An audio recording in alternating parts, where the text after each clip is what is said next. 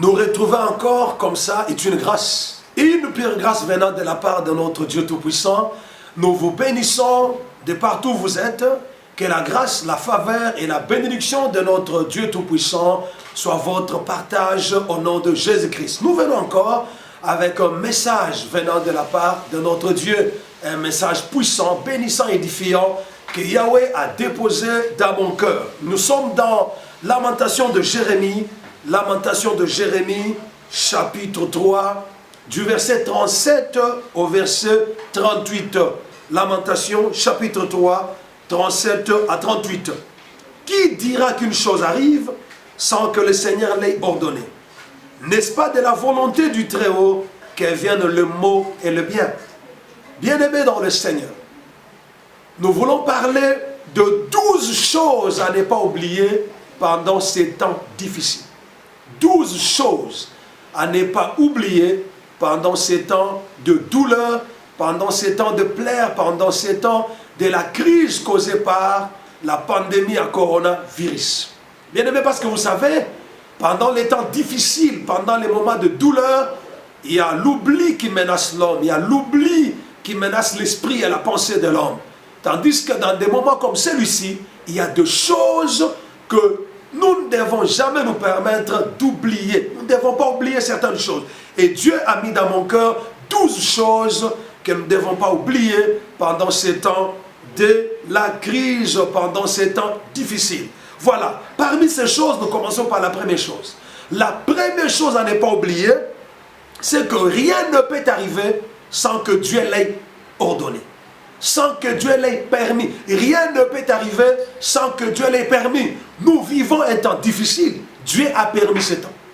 Parce que la Bible dit, qui dira qu'une chose arrive sans que l'Éternel Dieu l'ait ordonné? N'est-ce pas de la volonté de Dieu que vienne le mot et le bien? C'est de la volonté de Dieu. Si aujourd'hui, il y a cette crise qui a secoué le monde entier, causée par la pandémie à coronavirus, c'est parce que Dieu l'a ordonné. C'est parce que Dieu l'a permis. J'entends les gens dire que c'est un laboratoire qui a provoqué ça. Ce sont les Chinois qui ont provoqué ça. Oui, ça peut être provoqué dans un laboratoire, ça peut être provoqué par les Chinois, mais Dieu a permis ça. Dieu sait pourquoi il a permis ça. Dieu ne peut pas. Quelque chose ne peut pas arriver sur la terre sans que l'Éternel Dieu ne l'ait ordonné. Ça veut dire que nous pouvons nous lamenter comme nous voulons. Nous devons savoir, nous ne devons pas oublier que rien ne peut arriver sur la terre si l'Éternel Dieu ne l'ait ordonné.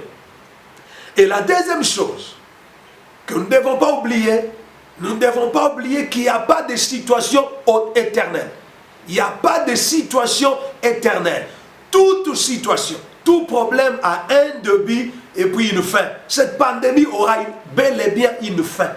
Cette situation qui traverse l'humanité tout entière n'est pas éternelle. Il n'y a que Dieu seul qui est éternel. Il n'y a que l'éternel Dieu qui est éternel. Cette pandémie passera, mais l'éternel Dieu restera éternel. Restera Dieu, restera sur son trône. Ça veut dire, ne voyez pas comme si cette pandémie ne passera pas. Non, cette pandémie passera. Et lorsqu'elle passera, Dieu demeurera Dieu. Dieu demeurera sur son trône parce que cette pandémie est incapable d'enlever Dieu de son trône. Cette pandémie est incapable de détrôner Dieu de son trône. Ça veut dire chaque situation a un début et puis une fin. C'est comme Moïse disait aux enfants d'Israël que les Égyptiens que vous voyez aujourd'hui, vous ne les reverrez plus jamais. Dieu s'élèvera, Dieu agira et cette situation changera. Cette pandémie prendra fin. Cette situation prendra fin. Parce qu'il n'y a aucune situation sur la terre des hommes qui puisse être éternelle. Et la troisième chose que nous ne devons pas oublier, c'est que le diable n'est pas dans les confinements.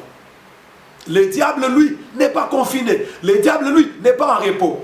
Si toi tu penses que ça c'est un temps de dormir, un temps de tomber dans la distraction, un temps de croiser les bras, je t'informe bien aimé que le diable lui n'est pas confiné. Le diable ne se repose pas. Pendant que les gens pensent que le diable est en train de dormir, le diable profite de ce temps pour travailler. Il profite de ce temps pour détruire. Le diable peut même avoir profité de cette pandémie pour décimer les vies de plusieurs personnes. C'est la raison pour laquelle, dans des moments comme celui-ci, il ne faut jamais oublier que le diable n'est pas confiné. Le diable n'est pas enfermé. Le diable n'a pas signé un accord de cesser le faire avec toi parce qu'il y a coronavirus, parce qu'il y a confinement. Non, le diable travaille.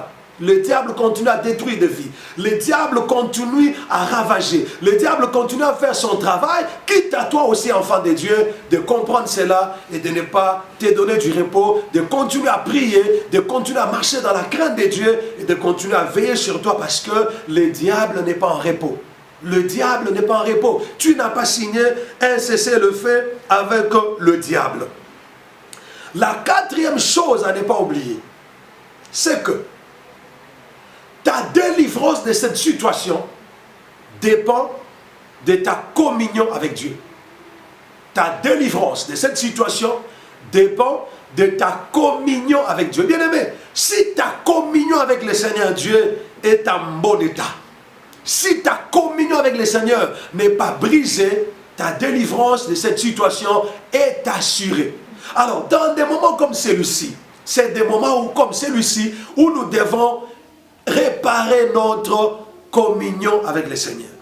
Où nous devons arranger notre communion devant le Seigneur parce que tout se passera au niveau de la communion que nous avons avec le Seigneur. Si ta communion avec le Seigneur est brisée, bien-aimé dans le Seigneur, je t'assure que tu connaîtras de sérieux problèmes pour t'en sortir ou pour vaincre cette situation que traverse l'humanité tout entière. C'est pourquoi dans la vie d'un enfant de Dieu, il doit savoir que s'il y a une chose qu'il doit garder jalousement dans sa vie, c'est sa communion avec le Seigneur Dieu. Et lorsqu'on parle de la communion, on ne peut pas parler de la communion sans parler des choses qui peuvent briser ou qui brisent notre communion avec Dieu. Le péché est la première chose qui brise notre communion avec le Seigneur. Ça veut dire si quelqu'un marche dans le péché, vit dans le péché brisera sa communion avec l'Éternel Dieu Tout-Puissant. Alors, ta délivrance de cette situation, de cette crise, dépendra de ta communion avec le Seigneur Dieu Tout-Puissant. Cinquième chose à ne pas oublier, c'est dans les moments comme celui-ci que Dieu se souvient de son alliance avec toi, qu'il a faite avec toi. C'est dans des moments comme celui-ci que Dieu se souvient de son alliance faite avec toi. Bien-aimé, notre Dieu, c'est un Dieu d'alliance. C'est dans des moments comme celui-ci que Dieu se souviendra de l'alliance qu'il a établie avec toi, de l'alliance qu'il a fait avec toi. Est-ce que dans ta vie, il y a une alliance de Dieu? Est-ce que tu es en alliance avec l'Éternel Dieu Tout-Puissant? Vous avez bien aimé, c'est en ces moments ici que l'alliance qui est sur ta vie agira. L'alliance de Dieu travaille, agit, opère, se manifeste pendant des moments de crise comme celui-ci. Évidemment, quand tu te retrouves dans un moment de crise, l'alliance agira parce que Dieu s'en souviendra. Mais lorsque l'Éternel Dieu se souviendra de son alliance dans ta vie, est-ce qu'il trouvera cette alliance-là en bonne et due forme? Est-ce qu'il ne trouvera pas que toi tu as déjà brisé l'alliance ou toi tu as déjà violé l'alliance que tu avais avec Dieu ou que Dieu avait contracté avec toi? Ça veut dire, des moments comme celui-ci, c'est un moment où chacun de nous doit revoir son alliance avec Dieu pour savoir si son alliance avec Dieu n'a pas été brisée ou elle a été brisée. Entre l'homme et Dieu, Dieu n'a jamais brisé son alliance avec nous. Voilà, c'est dans des moments comme celui-ci que l'Éternel Dieu se souvient souvent de son alliance. Sixième chose à ne pas oublier, c'est que par cette pandémie, Dieu a des choses qu'il reproche à la terre. Dieu a des choses qu'il reproche à la terre. Dieu ne peut pas permettre une telle situation où toutes les églises sont fermées, où il n'y a plus de rassemblements religieux. En fait, non. Il y a des choses que Dieu reproche à cette génération. Il y a des choses que Dieu reproche aux habitants de la terre. Dieu ne peut pas permettre une telle situation sans qu'il y ait quelque chose qu'il est en train de reprocher à l'homme. L'homme s'est méconduit. L'homme s'est lancé dans l'impudicité, dans l'homosexualité, dans les abominations de tout genre. L'homme veut même se placer à la place de Dieu. Et Dieu, lorsqu'il reproche à l'homme certaines choses, il peut provoquer des situations chaotiques pour ramener l'homme à retourner à lui. La septième chose que l'Éternel Dieu, la septième chose qu'on ne doit pas oublier, c'est que dans des temps comme celui-ci, il y a des leçons que Dieu veut donner à l'homme. Il y a des leçons que Dieu veut donner à l'humanité. Il est très important, bien-aimé, dans chaque circonstance, de chercher à saisir la leçon que Dieu veut te donner. Et cette leçon-là, Dieu veut la donner à l'humanité tout entière et Dieu veut la donner à chacun de nous individuellement. De cette situation, chacun de nous doit tirer une leçon. Une leçon majeure, une leçon qu'il gardera tout au long de sa vie sur la terre, une leçon qui restera dans l'histoire de toute une génération, dans l'histoire de toute l'humanité. Huitième chose à ne pas oublier, c'est dans les temps comme celui-ci que Dieu nous rappelle à lui. C'est dans les temps comme celui-ci que Dieu nous rappelle à lui. Vous voyez que tout le monde est aujourd'hui chez lui à la maison. Les gens sont enfermés. Il y a des hommes qui ne rentraient jamais à l'heure chez eux à la maison.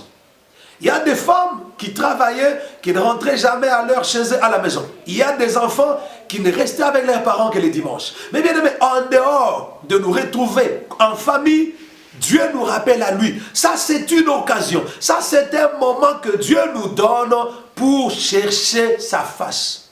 Pour augmenter notre dimension spirituelle. Pour augmenter notre niveau de prière. Pour augmenter notre niveau de la connaissance de la parole de Dieu. Parce que lorsque Dieu nous rappelle à lui, il nous rappelle à lui pour chercher sa face. Il nous rappelle à lui pour méditer sa parole. Il nous rappelle à lui pour sonner ses écritures afin de les connaître davantage. Il ne faut pas faire passer tout ce temps ici de confinement à ne regarder que les informations, à ne regarder que les nouvelles, en ayant que la télécommande entre vos mains, en train de zapper, changeant des chaînes pour suivre les informations, pour savoir dans tel pays il y a combien de décès, dans tel pays il y a combien de cas atteints. Non, ça c'est un temps où Dieu nous rappelle à lui. Dieu nous rappelle à lui. Il nous rappelle à lui pour nous dire que nous étions dans une mauvaise direction. Nous devons changer de direction. Nous devons changer de vie. Voilà, bien-aimé. C'est dans des moments donc comme celui-ci que l'Éternel Dieu ramène à lui son peuple. Dieu a toujours utilisé ce temps pour ce but-là. Neuvième chose à ne jamais oublier, c'est dans des moments comme celui-ci que Dieu confond la sagesse des sages, que Dieu confond la force des forts, que Dieu confond l'intelligence des intelligents. Bien-aimés, suivez comment les pays les plus puissants de la terre, ils sont mis par terre par cette pandémie. Ils sont mis par terre. Ils sont mis par terre. Il n'y a pas, bien-aimé, il y a pas dans des pays où il y a de grandes infrastructures médicales. Combien de morts chaque jour? Combien de décès? Combien de cas de contamination? Dieu, par moment, il utilise des temps difficiles pour confondre la science de l'homme. Pour dire à l'homme, tu es intelligent, mais ton intelligence est limitée. Tu as la sagesse, tu as la science, mais ta science est limitée. C'est un moment comme celui-ci. Voilà que depuis que cette pandémie a commencé, il n'y a aucun remède. Il n'y a aucun remède. Pourquoi? Dieu veut confondre la sagesse des sages et l'intelligence des intelligents. Pour que tout le monde se soumette à l'autorité de Dieu. Pour que tout le monde finisse par comprendre qu'il n'y a que Dieu et Dieu seul qui peut résoudre certains problèmes. Dixième chose à ne pas oublier, c'est dans les temps comme celui-ci que Dieu fait toujours éclater sa gloire. C'est dans des temps comme celui-ci que Dieu se glorifie toujours. Bien-aimé, c'est dans cette situation, Dieu se glorifiera. Dieu fera éclater sa gloire. Dieu se manifestera. Dieu se montrera comme étant le véritable Dieu. Imaginez-vous, il y a des gens qui sont atteints par cette maladie. Certains meurent, mais d'autres sont guéris. Ceux qui guérissent là, c'est la manifestation. C'est l'éclatement de la gloire de Dieu. C'est l'éclatement de la gloire de Dieu. Alors, bien aimé, dans des situations comme celui-ci, Dieu, il fait éclater sa gloire. Onzième chose à ne pas oublier dans les temps difficiles. C'est dans les temps comme celui-ci que Dieu opère la distinction en faveur de ceux qui les craignent et ceux qui les servent. C'est dans les temps comme celui-ci, bien-aimé dans le Seigneur, que Dieu opère la distinction entre ceux qui les craignent et ceux qui les servent. Ceux qui craignent Dieu, ils seront distingués. Ceux qui servent Dieu, ils seront distingués. La Bible dit, servez Dieu avec crainte et tremblement. Je ne parle pas de ceux qui servent Dieu dans les péchés. Je ne parle pas de ceux qui servent Dieu dans la légèreté. Je ne parle pas de ceux qui servent Dieu dans la désobéissance. Mais je parle ici de ceux qui servent Dieu dans l'obéissance à la parole, dans l'obéissance à la volonté de Dieu. Ceux qui servent Dieu avec tremblement. Vous verrez de nouveau la différence entre ceux qui me servent et ceux qui ne me servent pas. N'oubliez pas que Dieu, c'est un Dieu de la différence. Dieu, c'est un Dieu de la distinction. Ne pensez pas que vous craignez Dieu en vain. Non, non, non, non, non. Ne pensez pas que vous servez Dieu en vain. Tout ce que vous faisiez hier, vous aurez leur récompense. Vous aurez leur fruit dans des moments comme celui-ci.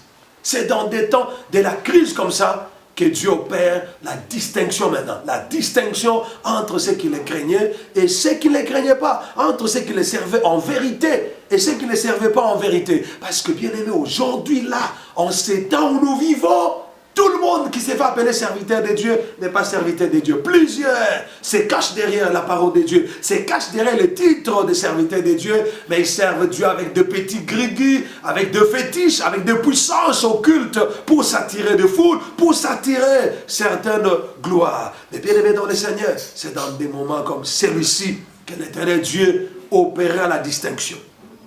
12e chose à ne jamais oublier, ce que dans des moments comme celui-ci, la solution ne viendra que de Dieu et de Dieu seul. La solution ne viendra que de Dieu seul.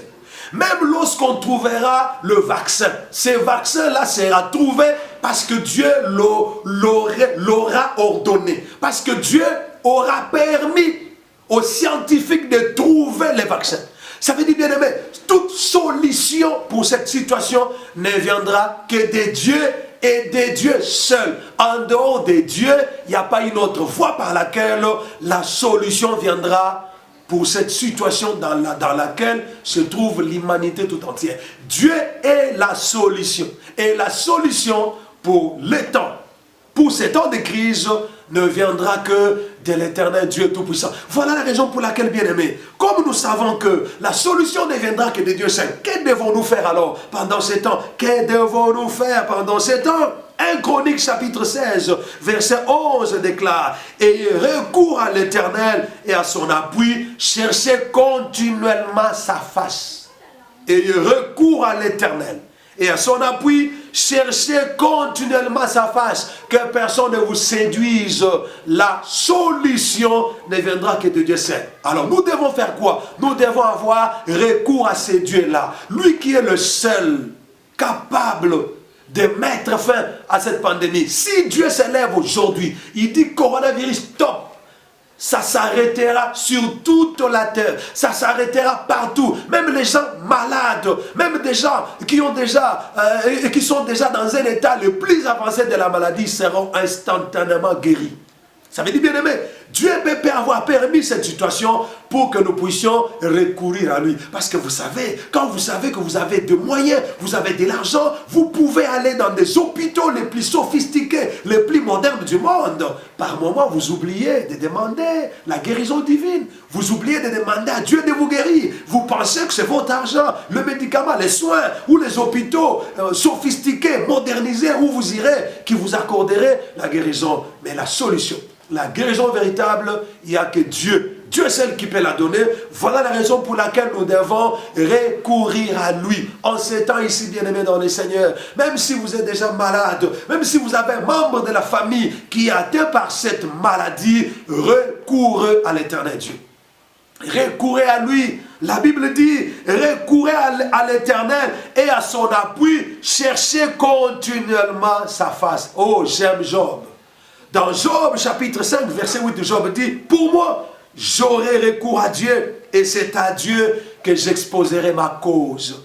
J'aurai recours à Dieu et c'est à Dieu que j'exposerai ma cause. Voilà les 12 choses à ne pas oublier pendant ces temps, pendant ces moments difficiles. Que Yahweh, le Dieu du ciel, vous bénisse richement. C'était votre bien-aimé, le prophète chrétien Kabambi Chimanga. N'oubliez pas de vous abonner à notre chaîne Le Sarma TV. N'oubliez pas de vous abonner à la chaîne Le Sarma TV et n'oubliez pas de cliquer sur la cloche de notification pour commencer à avoir des notifications de toutes nos publications. Que l'Éternel Dieu vous bénisse. Vous avez besoin d'une prière, vous avez besoin d'un conseil, nos numéros sont au bas de l'écran, vous allez appeler, on va vous recevoir, on va prier pour vous et l'Éternel Dieu à qui nous sommes appelés à faire recours, agira, interviendra en votre faveur. Voilà, nous allons prier. Seigneur Dieu Tout-Puissant, je recommande mon frère et ma soeur entre tes saintes mains. Je te prie, Yahweh, d'étendre sur lui ta main puissante, de le guérir, de le protéger, d'agir dans sa vie, de te manifester puissamment dans sa vie pendant ce moment difficile. Yahweh est en ta main. Toi qui connais les besoins, les désirs qui se cachent dans le cœur de chacun, je te prie, ô Seigneur Dieu Tout-Puissant, d'agir dans la vie de tous ceux qui m'ont suivi et qui me suivent en ce moment d'après les désirs de leur cœur. C'est dans le nom précieux et puissant de notre Seigneur Jésus-Christ que nous avons ainsi prié. Amen. Soyez bénis, que Jésus-Christ de Nazareth vous bénisse et soit avec vous.